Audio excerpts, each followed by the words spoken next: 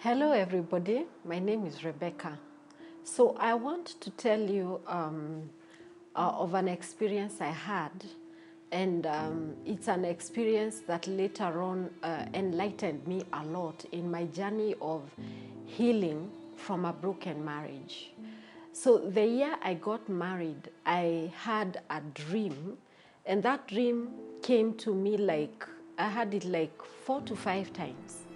And I had the exact same dream, started at the same point, ended at the same point with the same content.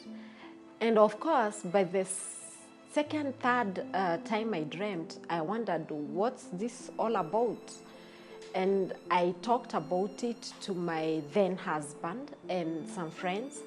And we were trying to understand why are we having this dream that's coming and it's the same and it comes severally. And so the dream was that I saw myself in my home where I'm born at a mango tree that really truly existed. Actually, that mango tree is at a place where we spent most of our days as children. We would climb and get mangoes and have fun, and yeah, it was a good place to be. And in my dream, I see myself at the mango tree. And of course, I was among the best climbers when I was young. So even in my dream, I was the best climber. So I went up the mango tree to pick the fruits, and my cousins were all waiting down there for me to pick the mangoes and throw them down to them. And as I went up the mango tree, I started coming across fruits. But the surprising thing about the fruits that I came across, they were not necessarily mangoes. I found pears, I found lemon, I found bananas, I found all sorts of fruits on that mango tree in my dream. And I was very, I found it very weird, and I was asking, why is the mango tree producing all sorts of fruits? And at that question, my dream would end. And I wondered, what was all this about? Now, 10 years later, my marriage has crumbled down. I'm trying to come to terms with what had happened, trying to understand, where should I start from and how should I reconstruct myself. One thing I struggled with was my self-identity. I felt like I had lost myself. I didn't know who I was. I didn't know who I was as a member of the society. Was I a Miss or a Mrs.? Just the simple fact of having to fill in some documents in some offices was enough to make me break down, because when you're required to fill in whether you're Miss or Mrs., I would say I'm not a Miss, I'm not a Mrs. Most of the times I chose not to pick any of the options. And the other identity I felt I had lost was my identity as a child of God. We had grown up to believe that when you're divorced, you've gone against God's will, so God does not want anything to do with you. And so logically, that's what popped up in my mind when I found myself in the process of divorcing and eventually divorced.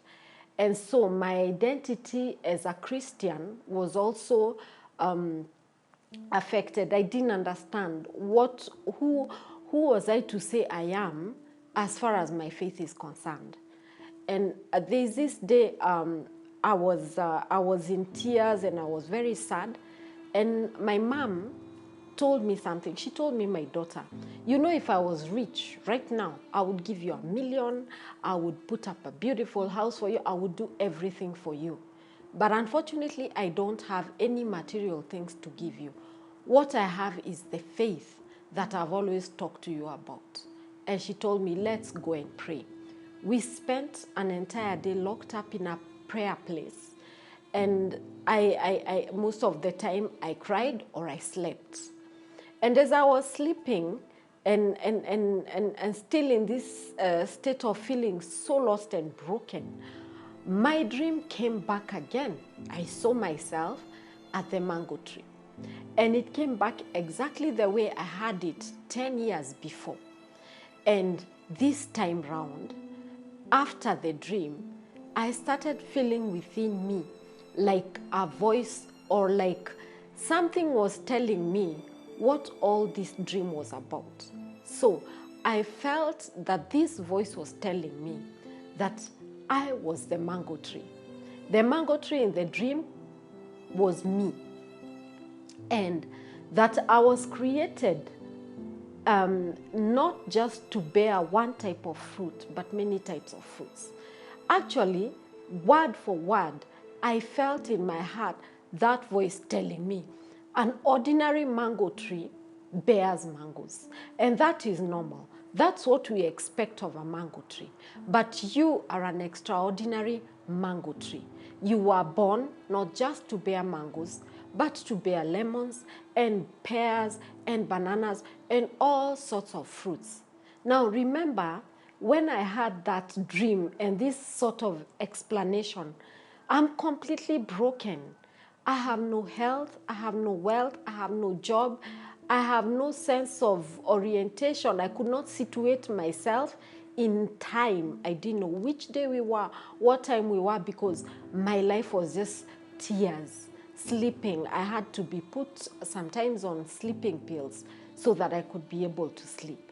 So it is at that lowest moment of my life, the really lowest point I've ever been to, that this dream came back again.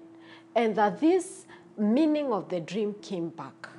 And I felt like it was God explaining to me who I am. I felt like I was fruitless. I could not bear fruit. My life was over. I have no identity. I am a nobody. And here I am, broken on the floor in pieces.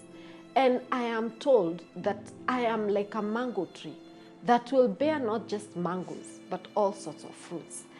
I really cried a lot that day. And I was asking God, how will I bear fruits when I'm so broken? I have no house. I have no job. I have no health. I have no friends. There is nothing that I have apart from my 3 children and the clothes we came back home with. And of course, I had my parents and my family, but I felt that as a woman, as a citizen, I had nothing. And so my question was, how am I going to bear fruits? And what fruits are these that I'm supposed to bear? What mangoes, what pears, what lemons, what are these fruits? Multiple and different types of fruits am I supposed to bear? And so I started a journey of trying to discover this me that is being told that I'm to bear different types of fruits. And as time went by, I started discovering a lot of things I didn't know about myself. One thing, I didn't know that I could write, and that I could have that creative writing. I started writing. And I started expressing myself through all my written poems and short messages of encouragements, and all my little experiences of every day. I would always get like a kind of a spiritual interpretation to day-to-day experiences, and I would put it in writing. And first it would encourage me, and I would put it in writing so that it can encourage others. I also realized that, okay, I'd always known I'm a creative, I'm an artist, but I started rediscovering myself as an artist. I painted a lot, I drew a lot, but something else grew out of that I didn't know about myself. I didn't know that I could bake. I have never been to a bakery school, but I just started baking and baking and baking. And every time I would get down to baking a cake, there would also be a message in the cakes I was baking. I remember this day that I was baking a butterscotch cake. And it was my first time to make a butterscotch. And somebody had requested me to make the butterscotch for them, and they had actually paid for the cake. And I get down to make the butterscotch. And my cake, my gas ended in the middle of the baking. And I wondered, what am I going to do? It's midnight, the cake is needed in the morning, and the gas is over. And I tried to find my own creative ways of enabling my cake to bake to the end. I actually did some connection to a small electric cooker, put it in the oven, and the cake was ready. But unfortunately for me, when I opened the oven, the cake was completely burnt. It was all black.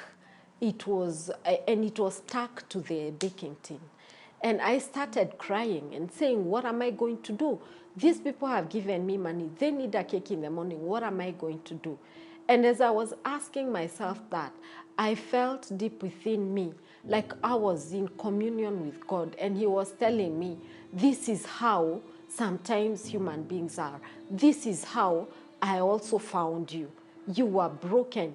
You were burnt. You were almost useless. Yet I took you. I put you in a state whereby you could be useful in the society. So I took my cake and I was crying. And I started cutting off all the burnt parts. I started removing the cake from the baking tin in pieces and keeping the good pieces together and throwing the bad pieces. And once I had taken all the good pieces, I started now assembling those pieces using my cream. And I decorated my cake and I dropped it. And actually, when I dropped it, I just quickly drove out of that place because I was fearing they might discover that this is actually many pieces put together. And I waited for that lady to give me feedback. The first, second, and third day, she didn't give me back feedback. But on the fourth day, she called me. She told me, Rebecca, I have never eaten such a nice cake. That's one of the best cakes I've ever eaten. And immediately, she gave me an order of 4 other pieces of cake. And I realized that our being burnt by life situations and circumstances, our being destroyed, our being rendered useless by situations that we go through does not mean that our use, our purpose is over. Even if I'm burnt completely, God has a way of scooping me out of the tin and putting the broken pieces together, mending them, and giving a new purpose to my life. And I've been experiencing through that a lot through my baking and through all the pastry works that I do. So I have realized 10 years later that what God told me about me is true, that I am a mango tree. I find myself doing many things and I'm able to do them, not because I've been to school, not because I have been trained, but just getting down to doing something and I'm able to do that thing. And I'm able to do it well. I'm actually able to outdo some people who probably have gone through school and I am not showing off. I'm able to stand with bakers who have baked in 20, 30 years, others who've gone to great schools. I'm able to also propose my cakes because God told me that I would be a mango tree, like a mango tree that bears different kinds of fruits. Actually, people ask me, how are you able to do that? I also do decoration. I decorate a lot, interiors and exteriors, landscaping, anything that involves my hands, I'm able to do it. And I was able to acquire that through this experience of the mango tree as God explained to me who I truly I am, what my true identity is, what He really had in store for me, and what His plans were for me. I was able to kind of be transformed into this person who touches things and is able to make things happen. So today, I live to enjoy being a multi-gifted and talented person. And I'm able to put my gifts and talents into changing people's lives, starting with mine, because financially, of course, being a professional baker and a decorator and teacher and creative and painter, I am able to get something from from those talents. But above all, what touches me today is that when we are down there, when we are downcast, God knows. And He alone knows. Humanly speaking, people looked at me. And may I tell you, some people who I thought were close friends and relatives who loved me, they came, saw me in my brokenness and in my tears, and they walked away, and they went and gossiped me a lot. They said a lot of bad things about me. But God looked at me as I was broken and burnt, maybe beyond recognition as far as my identity is concerned. God looked at me and saw me as this gifted woman, as this multi-talented woman, as this woman who could have an impact in the society. And even when I could not see myself as such, God saw me as such. And God told me, you can be that mango tree. You will be that mango tree. Notice that this dream came the year I got married. Is it that God knew that my marriage would break down? Is it that God knew that I would reach a moment of my life when I am so broken? I am very convinced that He knew. And for me, through this experience of the mango tree, I have grown to have a different way of having faith in God. I do not want to have faith in God the way we are sometimes taught. I want to have faith and define it by a direct relationship with my Maker. I want Him to explain to me who I am. I want Him to explain to me what He expects of me. And through these words, I want to encourage you. Number one, that you are not broken beyond any use. You are not too broken to be mended together. There is a way that you can be put together. There is a way that all those pieces can be assembled. As an artist, I know that one of the most beautiful pieces are the mosaics. A mosaic is made of a lot of different material put together. It becomes a beautiful masterpiece. And you can be put together into pieces, and you can be beautiful again. You can even outshine the beauty of before your brokenness. You only need to believe. Number two, I learned that life cannot be done without having faith in God. Yes, you can do life. But for me, having faith in God meant so much. At that time of brokenness, I remember one day I tried to pray and I couldn't. Every time I'd open my mouth, I would cry and cry. And a friend of mine told me, Rebecca, you need to pray. I told her I can't pray. Every time I want to pray, tears just flow. And she told me something I never forget, that God understands the language of brokenness. Now, I'm a language teacher.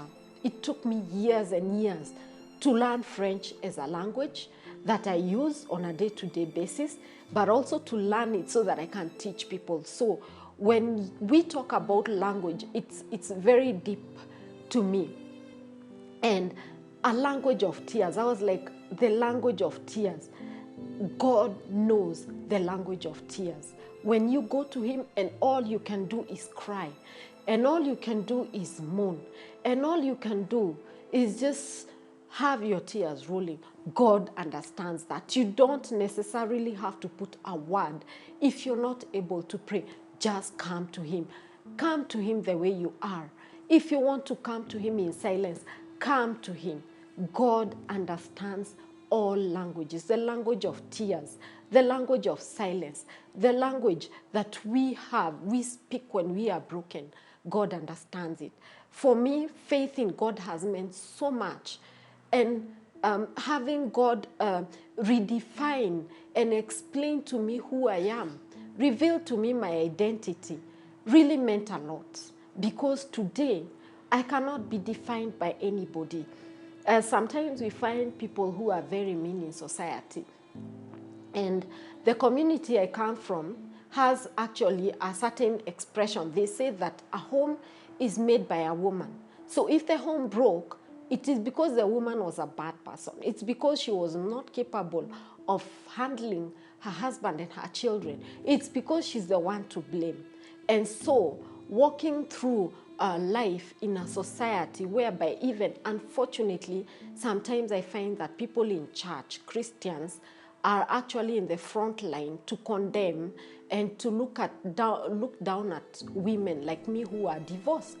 But I have realized that it's only God that can define you. And when He defines you, when He reveals to you who you really are, nobody, no statement can break you down. I live unapologetically. And one thing I say when I give my names and I introduce myself, I always say I am a single mother of 3. I am unapologetic. I am divorced, and I owe nobody apologies, because I realized that the God who people told me would judge me and condemn me actually told me, come to me. I love you. I still have a purpose for your life. I still care for you. I still hold the dreams of you being a great person dear to me. It's not because you broke down that I will stop using you. I will write down a new chapter. You will accomplish things. And so this experience of a mango tree is something that is very close to me. I have written a book that's called The Mango Tree that will be out one of these fine days, just to spread this message of there is hope. The Bible says that there is hope for a tree. Even if it's cut down, it will still sprout again. I love nature very much. I grew up in the village where we interacted with nature, and I still love nature today. And I have noticed that when you cut an old tree, the sprouts that come out, they come out with a word we say in Swahili, fujo. You know, they just sprout out, and all they want is to grow up and bear fruits. And the Bible says there is hope. Even when a tree is cut down, it can still bear fruit. So if you're listening to me, you've gone through that brokenness, the one I went through of being divorced. You can be productive again. Let your identity not be defined by what people think that God says about who you are. Listen to God Himself, and He says that just like a loving father will not reject their child because their child has done something wrong, or because their child is sick and is injured, the same way He will not reject you. He has dreams for you. He has a lot of plans for your life, and we are told in that same Bible that God has a plan for your life, a plan for your future, a plan for good and not for evil. It is specified. The plan is for good and not for evil. And that plan is to give you a hope and a future. So God is telling you today that you are also a mango tree. You are also going to bear fruits, and not just mangoes, many types of fruits, and you are going to have an impact in the society. And so may God bless you, may God encourage you, and may God help you to see who you truly are in His eyes, so that once you know who you truly are in His eyes, then you can accomplish the purpose for which you were created. God bless you.